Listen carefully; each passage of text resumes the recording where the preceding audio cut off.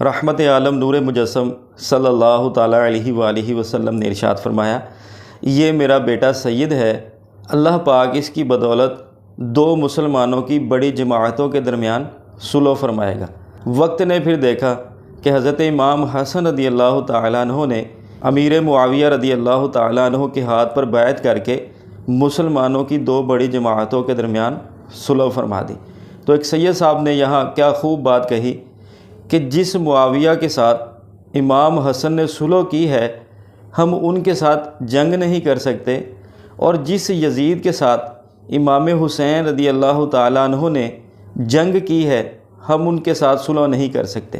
اعلیٰ حضرت نے بھی کیا خوب فرمایا، واہ کیا بات رضا اس چمنستان کرم کی، واہ کیا بات رضا اس چمنستان کرم کی، زہرا ہے کلی جس میں حسن اور حسین